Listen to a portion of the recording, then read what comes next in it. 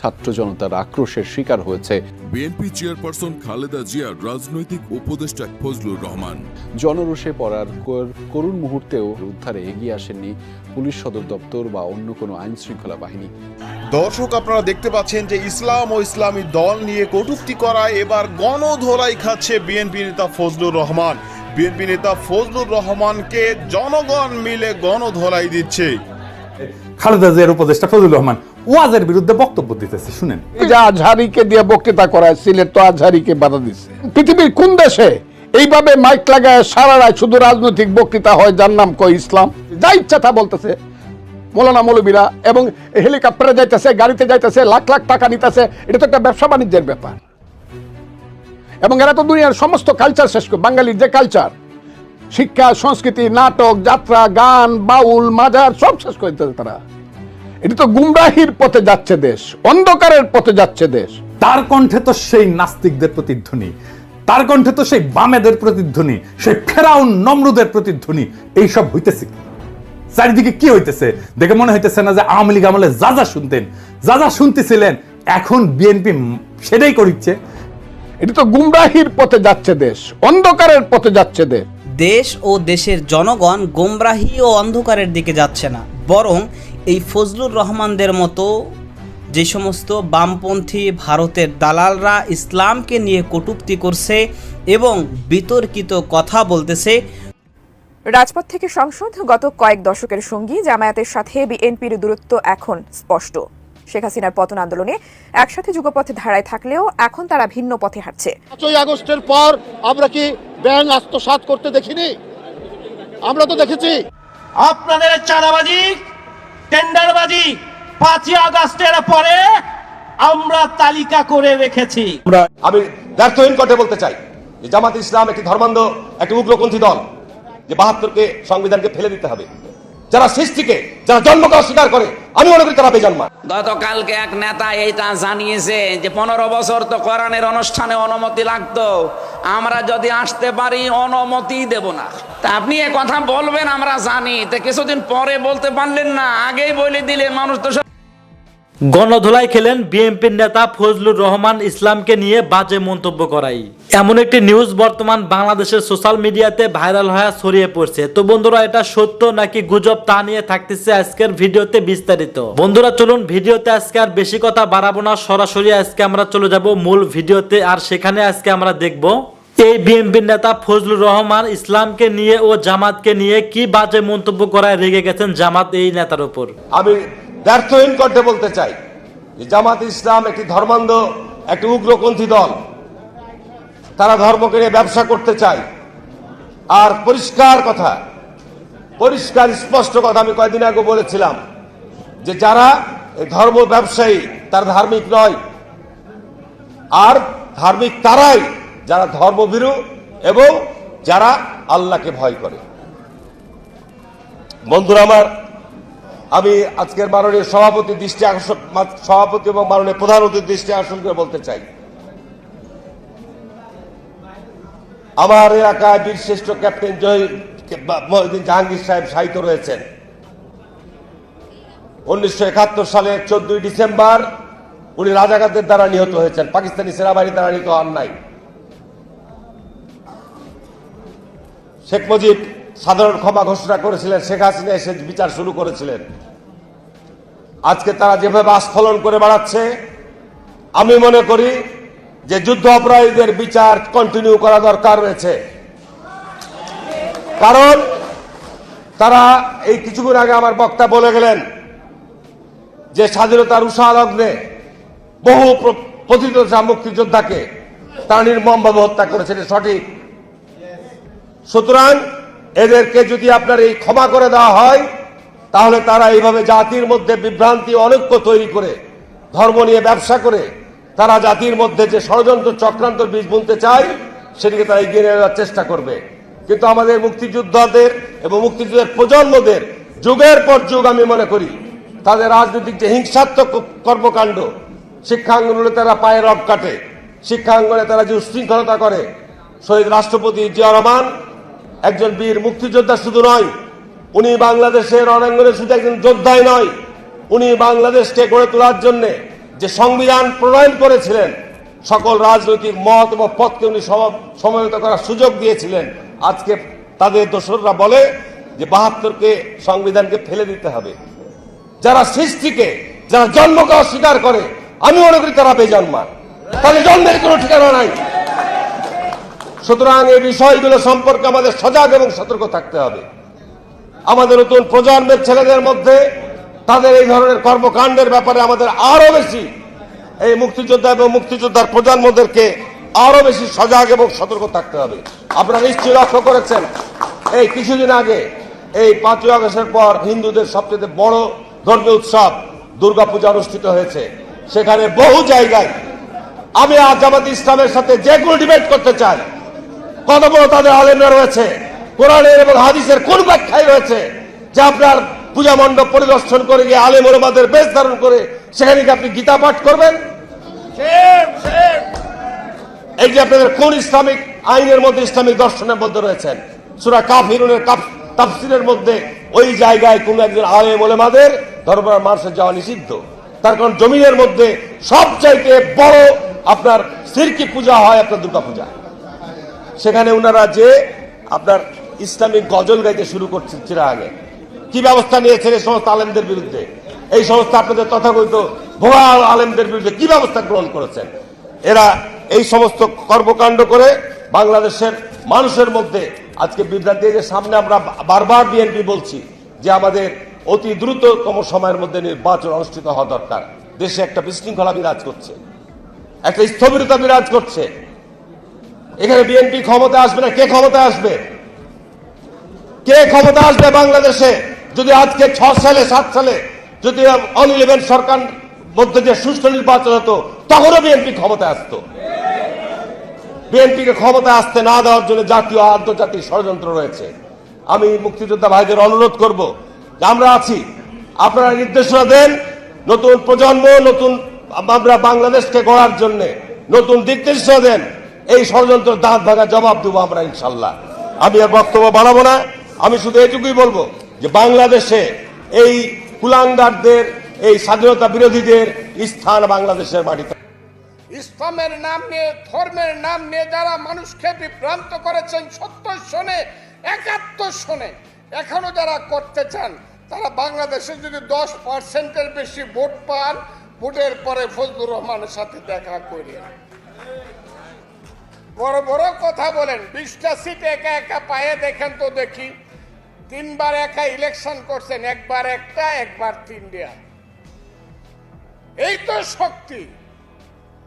তার কণ্ঠে তো সেই নাস্তিকদের প্রতিধ্বনি, তার কণ্ঠে তো সেই বামেদের প্রতিধ্বনি, সেই ফেরাউন নমরুদের প্রতিধ্বনি।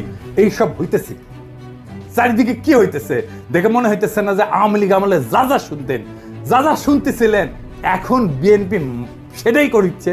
শুধু বিএনপি মাইক বাজায়, ওই যে সোহরাওয়ার্দীর বডিগার্ডের ভাষণ না বাজাইতে শুরু করে। এটাই তো আমার চিন্তা। এই ফজলুর রহমান তো খালেদা জিয়ার উপদেষ্টা, সে খালেদা জিয়াকে কি উপদেশ দিবে, কি করাই নিবে খালেদা জিয়াকে উপদেশ দিবে, সেটা কে আল্লাহ জানে। আপনি এখন কইবেন খালেদা জিয়াকে কইলেই শুনবেন উনি? আপনাদের একটা জিনিস জানায় রাখি, উনি খুবই ডেমোক্রেটিক লিডার। ওনার আশেপাশে দায়িত্বশীলদের পরামর্শ উনি শোনেন এবং সে অনুযায়ী কাজ করেন। উনি বোঝেনও যদি যে কাজটা করা উচিত না, তারপরে উনি করেন। খালেদা জিয়ার লিডারশিপ কোয়ালিটির এটা একটা গুরুত্বপূর্ণ দিক যে উনি ডেমোক্রেটিক্যালি সিদ্ধান্ত, ওনার নিজের সিদ্ধান্ত যদি এটার বিরুদ্ধেও হয়, তারপরেও দলের লোকেরা, অন্যান্য দায়িত্বশীলরা যেটা বলবে সেটাই উনি করবেন। এই প্রসঙ্গে একটা ঘটনার কথা উল্লেখ, যা আমি ওই ঘটনায় যুক্ত একজনের কাছ থেকে শুনছি, বলে না হর্সেস মাউন্ট। বিষয়টা জানলে আপনারা বুঝবেন কেন আমি ফজলুর রহমানের এই অ্যাটিটিউডে বিচলিত হচ্ছি। গল্পটা আর এক ফজলুর রহমানকে নিয়ে, বীর ফজলুর রহমান, বিডিআর এর জেনারেল ফজলুর রহমান। আপনারা ওনাকে চেনেন, রেসপেক্ট করেন, কিন্তু আমি জানি না যে ওনার সমস্ত কীর্তি, ওনার সমস্ত গৌরব এটা জানেন কিনা। উনি মুক্তিযোদ্ধা ছিলেন, উনি মাদ্রাসা পড়া ছাত্র কিন্তু ব্যাকগ্রাউন্ডে, এবং বিডিআরে থাকাকালে তার নেতৃত্বে 2000 সালে বাংলাদেশ এবং মায়ানমারের মধ্যে একটা যুদ্ধ হয়েছিল, নাভ যুদ্ধ বলে। বাংলাদেশের একজন সেনারও মৃত্যু হয়নি, কিন্তু মায়ানমারের 650-র উপরে সৈন্য নিহত হয়েছিল। মায়ানমার পরাজয় মেনে নিয়ে শান্তি চুক্তি করেছিল। 2001 সালে ভারত একটা জায়গা জোরপূর্বক দখল করে নিয়েছিল সিলেটের পাদুয়ায়। এটা উদ্ধার করে 72 সালে এটা দখল করছিল। 72 থেকে 2001 সাল পর্যন্ত বিএসএফ এর দখলে ছিল ওই অঞ্চলটা, বাংলাদেশের ভূখণ্ড। আবার 2001 সালে 18 এপ্রিল ভারতের কুড়িগ্রাম জেলার রৌমারী উপজেলায় বড়বাড়ি বিডিআর ক্যাম্প দখলের জন্য বাংলাদেশের অভ্যন্তরে বিএসএফ আগ্রাসন চালায়। উনার নেতৃত্বে বিডিআর বাহিনী অনুপ্রবেশকারী বিএসএফ এর দলকে পরাজিত করে এবং অনেক বিএসএফ এর জওয়ান মারা যায়। এবং বিএসএফ ওই ঘটনার জন্য এই জেনারেল ফজলুর রহমানকে বিশেষভাবে দায়ী করে। উইকিপিডিয়ার একটা ঘটনা লিখিছে যে ফজলুর রহমানের কেনিয়া সুপু আছে না, ওই যে সুপু প্রেসিডেন্ট, বিএনপি পিও প্রেসিডেন্ট আর কি, ওই যে 1975 সালে 20 আগস্ট শহরের বডিগার্ডের জয় বাংলা করে দেওয়ার প্রতিবাদ করতে গিয়ে গ্রেপ্তারে জেলখানা নিয়ে যাওয়া হয়। সেখানে সে লিখিচ্ছে ফজলুর রহমান নাকি তাতি মারতে মারতে কইছিল, এই বেটা তোর বঙ্ক বল্টু কোথায়, উনি লিখিছে, উনি নিজে লিখিছে, উনি লিখিছে উনি নাকি পাকিস্তানি ফেরত সামরিক অফিসার। এটা সুপুর নিজেই লিখিছে, তবে এটা ভুল। আমি জেনারেল ফজলুর রহমানকে জিজ্ঞেস করেছিলাম যে ফজলুর ভাই এটা কি আপনি করেছিলেন, আমাকে পাঁচত লাথি মারিছিলেন? তো বলেন পিনাকি তোমাকে মনে হয় আমি এই কাজ করতে পারি। সুপু যার কথা লিখেছে সেই লোক হইতেছে 15 ইস্ট বেঙ্গল রেজিমেন্টের, নাম হইতেছে ফজলুর রহমান ফারুক। উনি এখনো বেঁচে আছেন কিন্তু। আর উনি ফজলুর রহমান ছিলেন 10 ইস্ট বেঙ্গল রেজিমেন্টের, এবং বরং উনারে ডেকে আনা হয়েছে যে চুপপুরে ধরা হয়েছে, যায় উনি ছাড়াইছেন। যাই হোক, উনি আর্মি থেকে কিভাবে বিদায় নিলেন এটা জানেন? আসেন সে আলাপটা করি।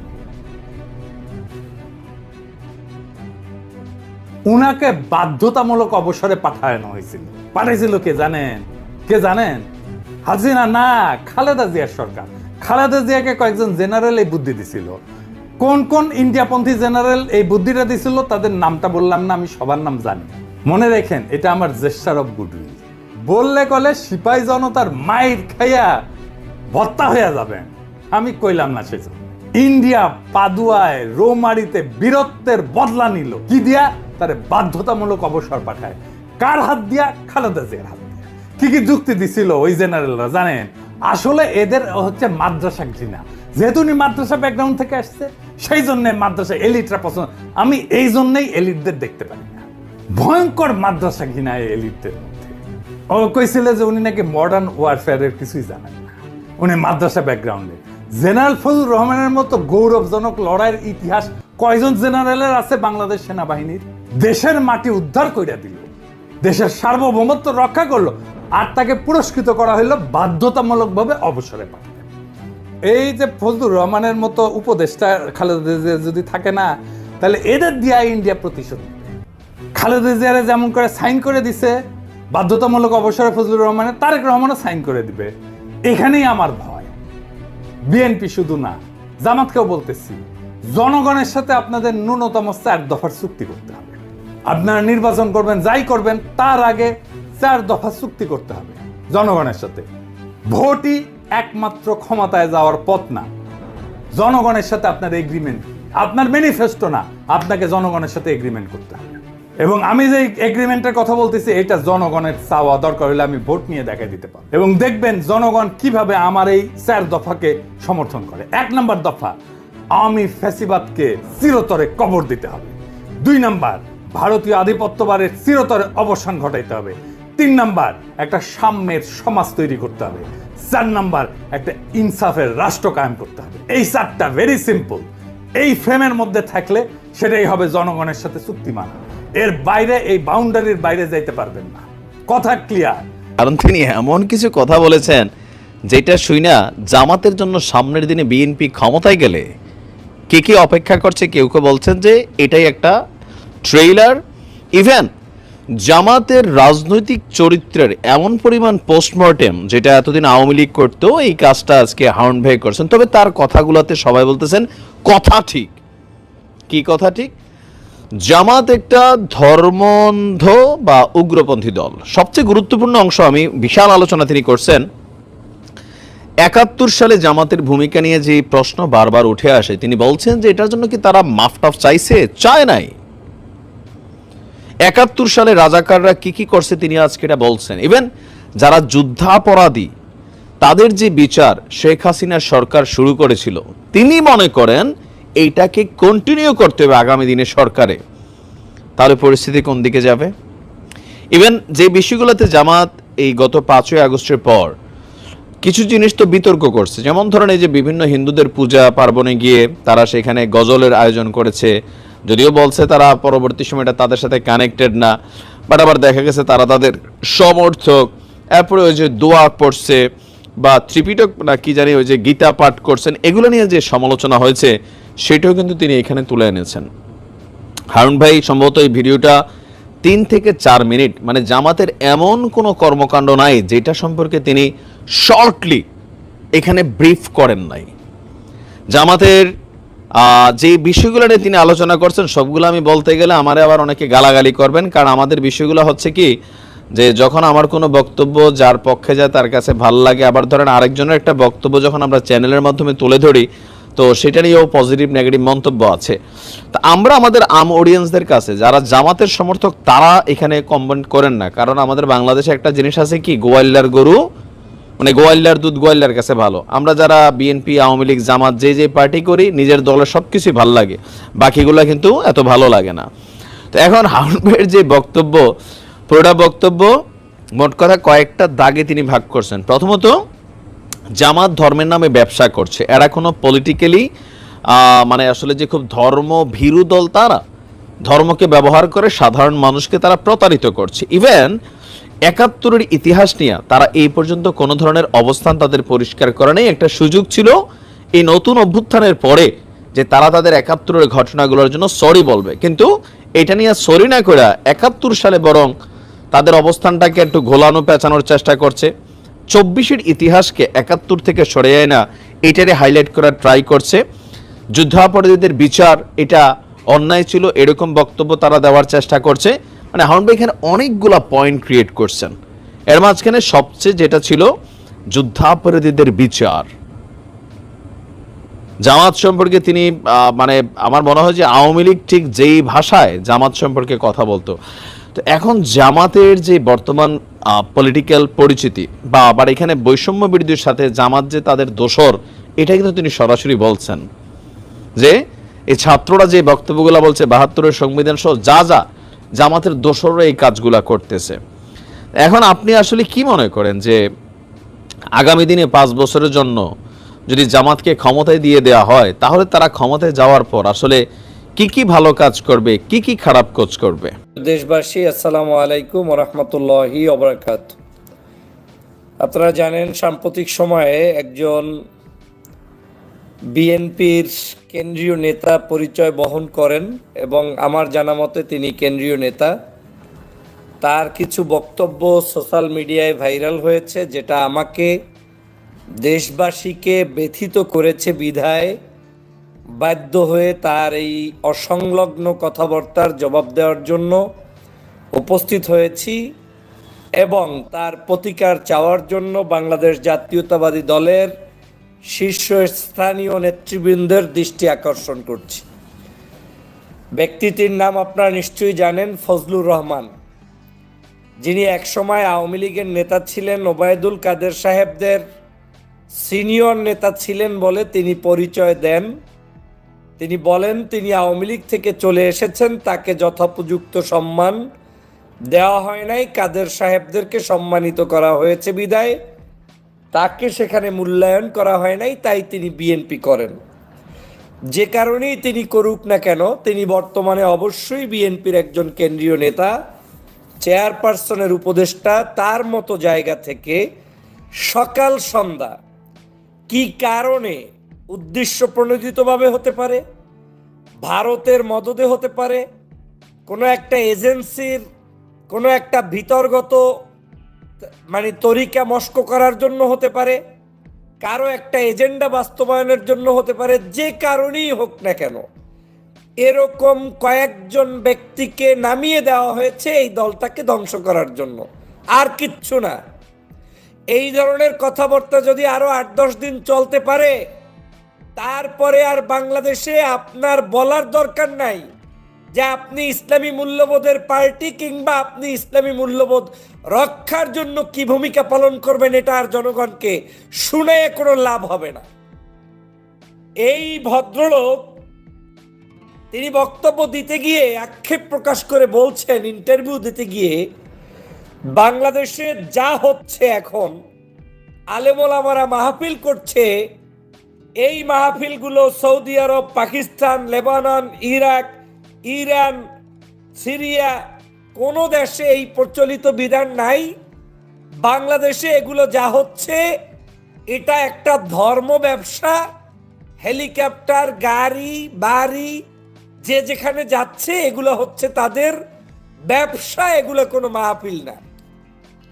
প্রথম তার জ্বলন্তিটা কোথায়? বাংলাদেশ যে সংস্কৃতি লালন করে, বাংলাদেশ যে সংস্কৃতি পালন করে, পৃথিবীর কোন কোন দেশের সাথে আমি আমার সংস্কৃতি নিয়ে চলি, আপনাকে প্রথম সেটা বুঝতে হবে। আপনি যদি বলেন আমি আমেরিকা হয়ে গিয়েছি, তাহলে আপনি বাংলাদেশে কি আমেরিকার আদলে বাংলাদেশ চালাচ্ছেন? চালাচ্ছেন না। আপনি যদি বলেন আমি সৌদি আরব হয়ে গিয়েছি, আপনি কি সৌদি আরবের মতো বাংলাদেশ চালান? চোরের হাত কেটে তারপরে আপনি শাস্তি দেন? কিংবা আপনি যদি বলেন আমি ইরান হয়ে গিয়েছি, তাহলে ইরানের মতো কি আপনি নেকাব পরা বাধ্যতামূলক করে প্রত্যেকটি নাগরিক বাংলাদেশে হাঁটে? হাঁটে না। তাহলে আপনি অন্য আরেকটি দেশের সাথে সংস্কৃতি মিলাতে গিয়ে বাংলাদেশের প্রচলিত সংস্কৃতি কিংবা ধর্মীয় অ্যাক্টিভিটিসের বিরুদ্ধে আপনি বক্তব্য দেওয়ার দুঃসাহস কোত্থেকে পেয়েছেন? এর অর্থই হচ্ছে আপনি এই দেশের প্রচলিত নিয়মতান্ত্রিকতার মধ্য থেকে যে সুন্দর ব্যবস্থাপনা চলছে সেটার মধ্যে আপনি একটি ষড়যন্ত্র বাঁধানোর জন্য আপনি এসেছেন। আপনি কোন ভাষায় কথা বলছেন? যে বাংলাদেশের সারা রাত রাজনৈতিক বক্তৃতা হয়, বাংলাদেশের মাহফিলগুলোতে রাজনৈতিক বক্তৃতা হয়। মদের বিরুদ্ধে কথা বললে কষ্ট লাগে কেন? চাঁদাবাজির বিরুদ্ধে কথা বললে কষ্ট লাগে কেন? অন্যায় অত্যাচারের বিরুদ্ধে কথা বললে কষ্ট লাগে কেন? যার কষ্ট লাগবে তার খারাপ অবস্থা, সে চোর, সে ডাকাত, আপনি আমি কেন কষ্ট পাবো? আমার চোখের সামনে যদি একজন ব্যক্তি বলে দাড়ি কাটা অন্যায়, দাড়ি রাখা সুন্নাত, ইসলাম পালন করা সঠিক, নামাজ পড়া সঠিক, ধর্ম পালন করা সঠিক, আপনার চুরি করা যাবে না, খারাপ কাজ করা যাবে না, টাকনুগিরার নিচে পায়জামা পরা যাবে না, বললে দোষটা কোথায়? আপনি রাখতে পারেন কিংবা না পারেন সেটা আপনার অপরাধ, কিন্তু যে আলেম এই ওয়াজ করবে সেই আলেমের ওয়াজ সহ্য করতে না পারাটা আপনার সমস্যা। আপনি ব্যক্তিগতভাবে আপনার নিজের সমস্যাটাকে আপনার মতো করে ধর্ম প্রচার কেন আপনি করাবেন? আজকে তিনি বলছেন মাওলানা মৌলবীরা হেলিকপ্টারে যাইতেছে, লাখ লাখ টাকা নিতেছে, ব্যবসা বাণিজ্যের ব্যাপার। আপনাকে কেন নেয় না? আপনি হেলিকপ্টারে যান, আপনি গাড়িতে যান। বাংলাদেশের হাজার হাজার কোটি টাকা লোপাট করে এই দেশটাকে ধ্বংস করে দিয়েছে আওয়ামী লীগ।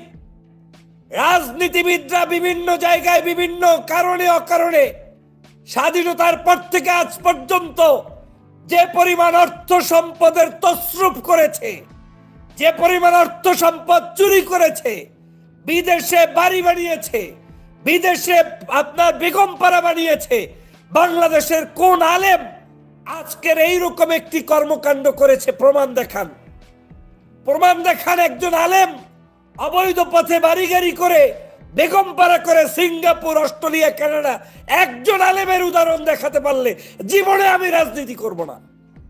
যদি দেখাতে পারেন ওই আলেম প্রকৃত আলেমের পরিচয় না, হতে পারে সেটা ওলামা লীগ, কিন্তু বাংলাদেশের প্রকৃত আলেম বলতে যাদেরকে বুঝায় আপনার বাংলাদেশের হক্কানি পীর মাশায়েখ, তারপরে বাংলাদেশের এই আজহারি সাহেব, শায়েখ আহমদুল্লাহ, এরা তো অনেক স্মার্ট, অনেক অর্থনৈতিকভাবেও স্বাবলম্বী।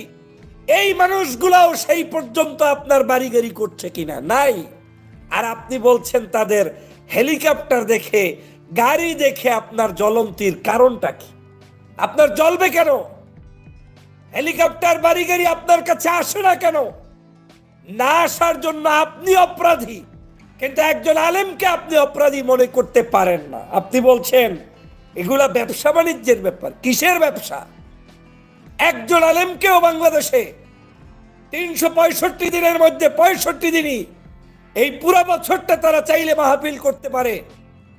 8টা বিভাগে শুধু আজহারি মাহফিল করতেছে, বাকি বিভাগগুলো থেকে কত শত রিকোয়েস্ট, প্রত্যেকটি উপজেলা, জেলায়, ইউনিয়নে পর্যন্ত মানুষ নিতে চায়, পায় না। এটা আলেমদের কোরআনের কারণে তাদেরকে মানুষ ভালোবাসে। আপনি সেটার বুঝবেন কি? আর আপনি বলছেন ওনাদের হেলিকপ্টার, হেলিকপ্টারে আপনাদের জলে কেন? হেলিকপ্টারে এদেশের মন্ত্রী চলে, এমপি চলে, চোর চলে, গুন্ডা চলে, ডাকাত চলে, দেশ বিদেশ থেকে বিভিন্ন মানুষ আসে, তারা চলে। আলেম চললে আপনার গায়ের মধ্যে জ্বলে, আবার বলছেন গাড়িতে চলতেছে। আরে বাপরে বাবা, আপনি তো দেখতেছি ওই আলেমকে চাইতেছেন নৌকায় চড়বে, আপনি তো দেখতেছি ওই আলেমকে দুলফামারে ঘুমাইবে, আপনি তো দেখতেছি ওই আলেমকে ধর্ম নিয়ে কথা বলতে দিবেন না। এটা পেয়েছেন কোথায়? আপনাদের কারণেই আজকের এই শহীদ রাষ্ট্রপতি জিয়াউর রহমানের দলটাকে আজকের কলঙ্কিত করার জন্য একদল উঠে পড়ে লেগেছে, এবং আমার মনে হচ্ছে এটা কোনো একটি বড় মহা পরিকল্পনার অংশ হিসেবে হচ্ছে। না হয় এই ধরনের বক্তব্য এই দলের কোনো নেতাকর্মী দিতে পারে না। এটা আওয়ামী লীগের বক্তব্য, এটা ফ্যাসিবাদের বক্তব্য, এটা ষড়যন্ত্রবাদীদের বক্তব্য, এটা কখনোই বিএনপি নেতাদের বক্তব্য নয়। আপনি, এইটাই সমস্যা, মানুষের পালস বোঝা নেতাগুলো নেতৃত্ব স্থানীয়তে যাইবে কিনা আমি জানি না, কিন্তু যারা মানুষের পালসের বিরুদ্ধে সরাসরি কথা বলে তারা বড় বড় পদ পদবি নিয়ে বসে আছেন। আর আজকের আপনাদের কারণে এই দলের তারেক রহমানকে দিন রাত 24 ঘন্টা বক্তব্য দিতে হয়, দেশবাসীর কাছে যাইতে বলে। গতকালকের বক্তব্য নিশ্চয়ই আপনি শুনেছেন। তার বক্তব্যে মনে হচ্ছে তিনি যেন আজকের আপনাদের কাছে জিম্মি হয়ে গিয়েছে। বারবার বলছে জনতার কাতারে যান, জনগণের কাছে যান। আপনি জনগণের কাছে যাবেন কি? উল্টো জনগণ যা পছন্দ করে তার বিরুদ্ধে বক্তব্য দিয়ে বসে আছেন। এই হচ্ছে আজকের অবস্থা। প্রিয় সহযোদ্ধা ভাইরা, তিনি বলছেন বাংলাদেশের সংস্কৃতি, শিক্ষা, নাটক, যাত্রা, গাউল, বাজার, এই সব কিছু নাকি ধ্বংস করে দিয়েছে। আমি এই ব্যক্তিকে প্রশ্ন রেখে বলতে চাই, বাংলাদেশের এই 53 বছরে কোন সংস্কৃতি ধ্বংস হয়েছে বলেন? এদেশের কোন সিনেমা হলের গায়ে এদেশের কোন আলেম লাঠি দিয়ে আক্রমণ করেছে? এদেশের কোন মাজারে, এদেশের কোন সভ্যতা, সংস্কৃতি যা চলমান আছে, এদেশের কোন ব্যক্তি পর্দায় থাকবে থাকবে না, কারো জায়গায় গিয়ে কোন ব্যক্তি কি কোন জায়গায় কোন ধরনের আক্রমণ করেছে প্রমাণ দেখাতে পারবেন না। বরং যারা রাজনীতির নামে বিভিন্ন ধরনের ষড়যন্ত্র করছেন, আপনারাই আজকের এই জায়গায় এই ধরনের আলেম ওলামা তাদের বিরুদ্ধে বিষোদ্গার গাচ্ছেন। আপনারা মারামারি করলে মানুষ আহত হয়, নিহত হয়, আলেমদেরকে নিয়ে আপনি এই ধরনের কথা বলতে পারেন না। আপনি বলছেন সংস্কৃতি নষ্ট করতে আসছে। কে সংস্কৃতি নষ্ট করতে আসছে বলেন একজনের উদাহরণ দিয়ে। প্রতিদিন আলেমরা ওয়াজ করে যে কারো উপরে ধর্ম চাপিয়ে দিবেন না। প্রতিদিন আলেমরা ওয়াজ করে কারো উপরে আপনি সভ্যতা সংস্কৃতি চাপিয়ে দিবেন না। যার যেভাবে ইচ্ছা সে সেইভাবে ধর্ম পালন করবে, কর্ম পালন করবে, সেটা তার স্বাধীন ব্যাপার। বাংলাদেশে কোনো হিন্দুকে পর্যন্ত চাপ সৃষ্টি করে কোনো আলেম মুসলমান বানায় নাই, একটা নজির আপনি দেখাতে পারবেন না। আপনি বলছেন সভ্যতা সংস্কৃতি ধ্বংস হয়। আরে বাপরে বাপ, এখন যদি কেউ যাত্রাপালা বন্ধ কইরা তাফসীর মাহফিলের আয়োজন করে, সেটার জন্য কি আমি দোষী? যেই যুবকদেরকে আপনার 16 বছর পর্যন্ত আওয়ামী লীগ বিকৃত ইতিহাস গিলিয়েছে, টাকা পয়সা ইনভেস্ট করে শেখ মুজিবের জন্ম শতবার্ষিকীর নামে হাজারো কনসার্ট করেছে, বহু ধরনের অপসংস্কৃতি তারা বিভিন্ন জায়গা থেকে বাংলাদেশে এনেছে, তারপরেও এই দেশের যুবকরা লালমনিরহাট, যশোর, আপনার কি বলে খুলনা, ওই যে কক্সবাজার, পেকুয়া, আজহারির মাহফিলগুলো, শুধু আজহারি নয়, বাংলাদেশের প্রত্যেকটি মুফাসসিরে কোরআনের মাহফিলগুলোতে লক্ষ লক্ষ উপচে পড়া মানুষের ভিড়। এটা কি তাদেরকে কেউ দাওয়াত দিয়ে এনেছে? তাদেরকে কেউ শাহবাগীর মতো বিরিয়ানি খিচুড়ি দিয়ে এনেছে? তা আপনারা তো জ্বলে কেন? কি কারণে জ্বলছে আপনার? এখন যদি বাউল গান এই মাহফিলের পরে চলে, কেউ কোনো আপত্তি করে না, আমিও করি না।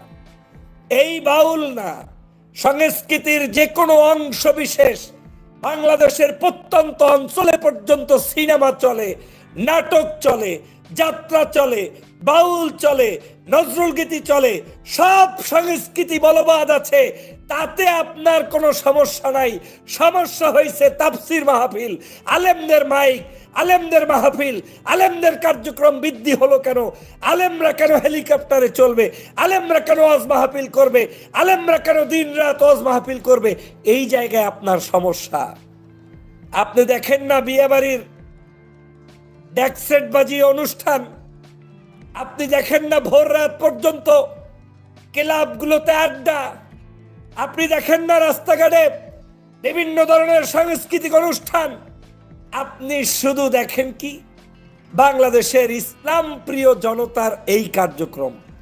আমার কাছে মনে হচ্ছে এই বক্তব্য দিয়ে আপনি বাংলাদেশের প্রকৃত মানুষদের যে ভালোবাসা, সেটাকে এই দলের কাছ থেকে তাড়িয়ে দেওয়ার জন্য মাঠে নেমেছেন, না হয় আর কোনো উদ্দেশ্য থাকতে পারে না। কোনো উদ্দেশ্য নেই। এই দল এমন ভাবে আপনি ক্ষতিগ্রস্ত করছেন, বাংলাদেশের আপনার কাছে স্ট্যাটিস্টিক্স নাই। আপনি জানেন না এদেশের এখন বর্তমানে কত লক্ষ মসজিদ আছে, কত লক্ষ মাদ্রাসা আছে, কত লক্ষ কওমি আলেম আছে, কত লক্ষ ইসলাম প্রিয় জনতা আছে, কতগুলি ইসলামিক দল আছে। আপনি এদের বিরুদ্ধাচরণ করে, এদের সংস্কৃতি সভ্যতার বিরুদ্ধে গিয়ে আপনি তাদের বিরুদ্ধাচরণ করে দলের ক্ষতি করা ছাড়া কোনো উপকার করতে পারবেন না, পারবেন না। আপনি বলছেন কি চায় এরা? কেন কি চায় এরা? মানে কি বাংলাদেশের আলেমরা কথা বলার অধিকার নাই? কি চায় এরা? মানে কি এরা চায় বাংলাদেশকে দুর্নীতি মুক্ত করতে, এরা চায় বাংলাদেশকে সভ্যতার একটি সুন্দর জায়গায় নিতে, এরা চায় বাংলাদেশের শিক্ষা সংস্কৃতি সমগ্র জায়গায় মানুষের অধিকার প্রতিষ্ঠা করতে। আপনি বলছেন কি চায় এরা? দুনিয়ার সমস্ত কালচার শেষ করে দিয়েছে এরা। কালচার মানে কি? What do you mean by culture? আপনি কালচারের কি জানেন? কালচার ওইটা কি বলে? যেই অঞ্চলের মানুষ, ওই অঞ্চলের মানুষ, সর্বাধিক সংখ্যক মানুষ যেই সভ্যতা, সংস্কৃতি, কৃষ্টি, কালচার প্র্যাকটিস করে নিজের জীবনে, পারিবারিক জীবনে, সামাজিক জীবনে, অর্থনৈতিক জীবনে, বৈবাহিক জীবনে, ধর্মীয় জীবনে, সেটা যেভাবে গড়ে ওঠে, ওটাই হচ্ছে একটা সভ্যতা, ওটাই হচ্ছে কালচার। বাংলাদেশের সভ্যতা এটাই। ঘরে ঘরে তাফসীর মাহফিল হবে, ঘরে ঘরে ইসলামের কথা চলবে, রাস্তায় রাস্তায় মিছিল করবে, মসজিদে মসজিদে তারা স্লোগান দিবে, হিন্দু হিন্দুর ধর্ম পালন করবে, মুসলমান মুসলমানের ধর্ম পালন করবে, আলেমরা আলেমদের খুতবা দিবে, আলেমরা আলেমদের কথা বলেই যাবে, আর ওই শিশুরা মক্তবে এসে কোরআন শিখবে। এটাই এদেশের কালচার। যদি আপনার এই কালচার পছন্দ না হয়, আপনি কালচার চেঞ্জ করার রাষ্ট্রে চলে যেতে পারেন। আপনি এই দেশের মানুষকে নিয়ে এই কথা বলতে পারেন না যে এই জন্য স্বাধীনতা হয়েছে। আরে কি জন্য স্বাধীনতা হয়েছে সেটা জনগণকে জিজ্ঞেস করেন। জনগণ যদি এই দেশের তাফসীর মাহফিল পছন্দ করে, জনগণ যদি এই দেশের ইসলামিক কালচার পছন্দ করে, জনগণ যদি এই দেশে হিন্দুদের কালচার পছন্দ করে, আপনার সমস্যা কোথায়? আমার বক্তব্য এখানেই যে আজকের এই বক্তব্য দিয়ে আজকে আমাদের এই দেশটাকে কোন দিকে নিয়ে যাবেন এবং কি কারণে দিচ্ছেন, এই বক্তব্য যদি না থামে তাহলে আমাদের এই দল নয়, শুধু বাংলাদেশের ভবিষ্যৎ অন্ধকারের দিকে যাবে। আমি ওনার এই বক্তব্যের কত পয়েন্ট নিয়ে কথা বলবো। উনি বলছে যেটা শুরু হয়েছে এই দেশে, আমরা অন্ধকারের দিকে যাচ্ছি। হ্যাঁ, অন্ধকার বলতে কি বোঝেন? 16 বছর পর্যন্ত অন্ধকারে ছিলেন না, ভোট দিতে পারে নাই, মাহফিলগুলোতে আক্রমণ হয়েছে, তাফসীর মাহফিল বন্ধ হয়েছে, 144 দ্বারা জারি করা হয়েছে, সাইদি সাহেবকে হত্যা করা হয়েছে, আলেমদেরকে জেলে নেওয়া হয়েছে, মামুনুল সাহেবকে বিনা বিচারে জেলের মধ্যে বন্দী রেখেছে, শত শত আলেমদেরকে জেলের মধ্যে বন্দী রেখেছে। এই যে আজকে দেখলেন বিডিআর বিদ্রোহে পরিবারগুলো ধ্বংস হয়ে গিয়েছে, এখন 200 লোক সম্ভবত জামিন পেয়েছে, মিথ্যা মামলায় তাদেরকে, যারা দেশপ্রেমিক তাদেরকে জেলের মধ্যে বন্দী রেখেছে। এই রকম কত শত হাজার অভিযোগ রয়েছে। আজকের সেই জায়গায় আপনার খবর নাই, আপনি বলছেন দেশটা অন্ধকারের দিকে নিয়ে যাচ্ছে। অন্ধকার থেকে আলোর দিকে নিয়ে যাচ্ছে বিদায় কিছু কিছু মানুষের ঘুম নষ্ট হয়েছে। আজকের এই তত্ত্বাবধায়ক সরকার, ডক্টর মোহাম্মদ ইউনূস সরকারকে আমরা প্রতিষ্ঠিত করেছি, শেখ হাসিনার অ্যাবসেন্সে আমরা নিয়ে এসেছি। তার সব কাজ আমার পছন্দ নাও হতে পারে, আপনার পছন্দ নাও হতে পারে, কিন্তু better than Sheikh Hasina, better than Awami League, কারণ তাদের হাত থেকে দেশকে রক্ষা করেছি। এই সরকারকে আপনার অপছন্দ হলে তাতে কিচ্ছু যায় আসে না, আপনি এই সরকারকে কোলে টেনে নিয়েই যা করার তাই করতে হবে। আপনি তাকে বলতে গিয়ে, তার কাজগুলোকে অপছন্দ করতে গিয়ে এদেশের সভ্যতা, সংস্কৃতি, ইসলাম, ধর্ম এগুলো নিয়ে আপনি কথা বলতে পারেন না। হ্যাঁ, আপনি বলতে পারেন, যেমন আজহারি সাহেব বলেছে, শায়েখ আহমদুল্লাহ বলেছে, মাহফিল হয় রাতের বেলা যেন মাইক অতিরিক্ত সাউন্ড না হয়। আমি ধন্যবাদ জানাই তাদেরকে, এটা সুন্দর প্রস্তাবনা। কিন্তু এই মাহফিলগুলো পৃথিবীর কোন দেশে আছে, কোন দেশে চলছে? আপনার সিরিয়ায় নাই, লিবিয়ায় নাই, পাকিস্তানে নাই, কত উদাহরণ দিলেন। ওই সব দেশে যা যা আছে সেইগুলো কয়টা বাংলাদেশে আছে? আমাকে জবাব দেন, জবাব দেন, বাংলাদেশে কয়টা আছে ওইগুলো? বাংলাদেশে তো তার সংস্কৃতি আমার দেশে হবে না, আমার সংস্কৃতি তাকে চাপিয়ে দেওয়া যাবে না। যার দেশ তার নিয়মে চলবে, অতএব যার দেশকে তার নিয়মে চলতে দেওয়া উচিত। এই জায়গায় যারাই বর্গি বাজাচ্ছেন, আমার কাছে মনে হচ্ছে আপনারা দেশের 12টা বাজান ছাড়া ভালো কিছু করছেন বলে আমার কাছে মনে হচ্ছে না।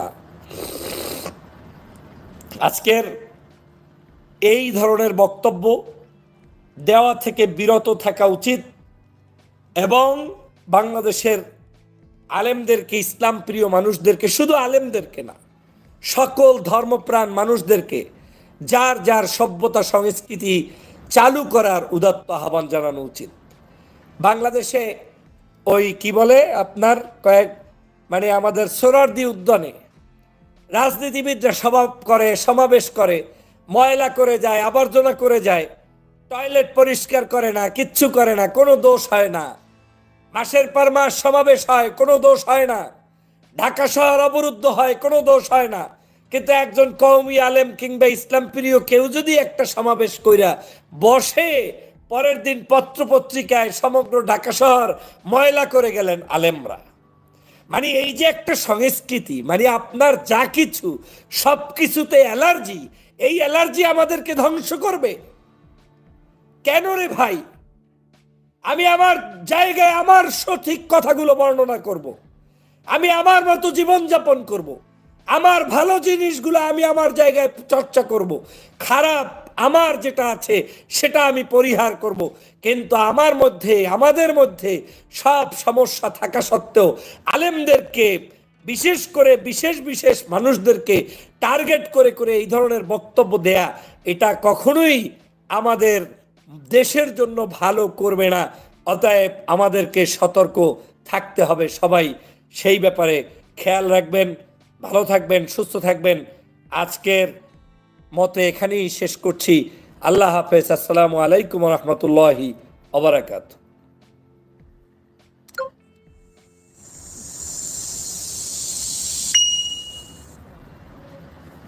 কিশোরগঞ্জের একজনের নাম শুনছি, আমি দেখতে পাচ্ছি এই লোকটার নাম ফজু পাগলা। পাগল হয়ে গেছে, এর পাবনায় পাঠাতে হবে। 96% মুসলমানের দেশে এই লোকটা যা আরম্ভ করেছে আলেমদের বিরুদ্ধে, এ দেশটাতে আবার আগুন লাগাবেন নাকি আপনি? কয়েকদিন আগে শুরু করেছিল হারুন আঙ্কেল। এই হারুন আঙ্কেল মানে ওইটা না, ওই আর একটা আছে চাঁপাইনবাবগঞ্জের, ওইটাও হাউ আঙ্কেল। ওইটা আর ওনার বউ দুইজন মিলে আরম্ভ করেছিল। আমার মনে হয় শয়তান এদেরকে মাঝে মাঝে নাড়া দেয়। কথা বলছে না কেন? এরা ইমানের দাবি করতে 15.5 বছর দেখতাম মাঝে মাঝে কোরআনের আয়াত দিয়ে কথা বলতো। ইমান এনেছে কিন্তু তগুত ছেড়ে না দিয়ে। আমি যে বারবার প্রথম থেকে বলছি না যে মানুষের তৈরি করা আইন যারা দুনিয়ায় কায়েম করতে চায়, বিজয় করতে চায়, এটা সবচাইতে বড় অনর্থক কাজ। আপনি এই কাজে থাকবেন কোন কারণে? এখনই যদি মরে যান আপনি তো চির জাহান্নামী। আপনার বিশ্বাস হচ্ছে না যে আপনি জাহান্নামে যাবেন? সূরা নাহালের এই যে 36 থেকে 38 আয়াতগুলো পড়ে বাংলায় মিলান, যান আপনি কোথায় যাবেন নিজেই টের পাবেন। এই জন্য ইমান যারা আনতে চান আগে তগুত ছেড়ে দেন। এই দেলাওয়ার ভাইয়ের মতো, মাসুদ ভাইয়ের মতো ইমান আনতে হলে আগে তগুত ছেড়ে দেন। তামাম দুনিয়া একদিকে যাবে, আপনাকে টলাতে পারবে না। আমিলুস সালিহাত, সালেহাত মানে আমরা মনে করি নেক কাজ, শুধু সৎ না। সালেহ মানে যোগ্য। সালেহ মানে কি? কিন্তু এই মানুষগুলো যোগ্য হওয়া লাগবে। যোগ্যতা সম্পন্ন মানুষ যদি আপনি বসাতে না পারেন, এই পৃথিবী দুর্নীতি মুক্ত করতে পারবেন না। যদি আমরা ঈমান আনতে চাই তগুত ছেড়ে দিয়ে এবং যোগ্যতা অর্জন করি, ফালাহুম, তাদের জন্য আল্লাহ বলেন মাওয়াহুম, ফালাহুম জান্নাতুল মাওয়া, তার জন্য আমি জান্নাতুল মাওয়া রেখে দিলাম। এখন মাওয়া কি? আমরা অনেকে মনে করি জান্নাত, এটা জান্নাতের একটা দরজার নাম। মাওয়া কি বলেন তো? এখানে জান্নাত কয়টা? একটা। জান্নাতের দরজা বা স্তর 8টা না 100টা পেয়েছি আমি। 8টা আমরা প্রসিদ্ধ জানি, তার ভেতরে মাওয়া একটা। তার মানে ঈমান আনার পরে আমলে সালেহ যোগ্যতা অর্জন যদি করতে পারেন, আপনাকে আল্লাহ এমন একটা জান্নাতে প্রবেশ করাবে, নুজুলাম বিমা কানু ইয়ামালুন। আপনার এই কাজ কারবারের কারণে এটা আল্লাহর পক্ষ থেকে মেহমানদারি। এজন্য জান্নাতি মানুষের কাজ আর জাহান্নামী মানুষের কাজ। ও আম্মাল্লাযীনা ফাসাকু ফামাওয়াহুমুন নার, যে মানুষগুলো ফাসেক পাপাচার, তাদের জন্য আল্লাহ আগুন বানিয়ে রেখেছেন। বলেন নাউজুবিল্লাহ। আমরা অনেকে এই দেশে মনে করি যে যা করি করি, কালেমা তো পড়েছি, জান্নাতে একদিন যাবই। আরে ভাই, জান্নাতে আপনি যাবেন, কোনো অসুবিধা নেই, কিন্তু কালেমা তো টিকিয়ে রাখবেন নাকি? কালেমা যদি আপনার টিকে না থাকে, আমি 10টা পয়েন্ট তাফসীর থেকে লিখেছি, একটু দেখেন তো আপনার কালেমা ঠিক আছে কিনা। কোন মানুষ যদি কালেমা টিকিয়ে রাখতে চান, অবশ্যই এই 10টা কাজ আপনার জীবনে থাকলে আপনার কালেমা থাকবে না। মনে করবেন কালেমা কখন নষ্ট হয়ে গেছে। অজু করলে অজু যদি ভেঙে যায়, অজু ভাঙে না? কয়টা কারণে? বলেন বলেন। ঈমান এনে রেখেছেন লা ইলাহা ইল্লাল্লাহু মুহাম্মাদুর রাসূলুল্লাহ পড়ে, কিন্তু ঈমানও যে ভেঙে যায় আপনি তো জানেন না। এই 10টা কারণে ঈমান ভেঙে যায়। ভাঙা অজু দিয়ে যেমন নামাজ হয় না, ভাঙা ঈমান দিয়ে জান্নাত পাওয়া। 1 নম্বরে যারা শিরিক করেন, এর দলিল আছে সূরা জুমারের 65 নম্বর আয়াতে। আমি দলিলগুলো লম্বা করতে পারছি না। 2 নম্বরে যারা কুফরি করবে, কুফরি মানে গোপন করে রাখা, আল্লাহর বিধান জানার পরে দুনিয়ার কোন স্বার্থ পেয়ে যারা গোপন করে রাখেন তারা কাফের। 3 নম্বরে যারা নেফাক, সব ধর্মকে যারা সমান মনে করেন। এই ফজু পাগলা কালকে এই বক্তব্য দিয়েছে, যেটা আমার বাংলাদেশ, সব কিছু এই দেশে সমান, ইসলামও যান, ওই সনাতন ধর্মটা। সনাতন ধর্ম বলতে উনি বুঝিয়েছেন হিন্দু ধর্ম না ভাই। সনাতন মানে পুরাতন। সনাতন মানে কি? এই পৃথিবীতে পুরাতন ধর্ম কোনটা? এই জন্য সনাতন ধর্ম কিন্তু ইসলাম ধর্ম, হিন্দু ধর্ম না। ওটা তো নতুন ধর্ম। সনাতন মানে কি? এই পৃথিবীতে 4,500 ধর্ম আছে, যারা সব ধর্মকে সমান মনে করেন। আল্লাহ বলেন না, আমার কাছে একটা ধর্ম, তার নাম কি? ইন্নাদ-দীনা ইনদাল্লাহিল ইসলাম। যারা সব ধর্মকে সমান মনে করেন, আপনার ঈমান চলে গেছে। বলে ধর্ম যার যার উৎসব, আপনার ঈমান আছে? আর এরপরে নবী ছাড়া অন্য কারো আদর্শ যদি কেউ ভালো মনে করে, এদেশে করে না। 5 নম্বরে আল্লাহর বিধানকে যাদের ভালো লাগে না। 6 নম্বরে দ্বীনের বিধানকে নিয়ে যারা কটূক্তি করে, সবগুলো এই দেশই হচ্ছে। 7 নম্বরে যারা জাদুকর, এই এলাকায় সব নেই। এই তাবিজ তোবাজ করে, জাদু করে মানুষের জীবন নষ্ট করে দেয়। নবীকে পর্যন্ত জাদু করেছিল। এরপরে যারা অমুসলিমদের বিরুদ্ধে না, মুসলমানদের বিরুদ্ধে অমুসলিমদের সাথে হয়ে যারা ষড়যন্ত্র করে, এখন এদেশে এটা প্রকট আকার ধারণ করেছে।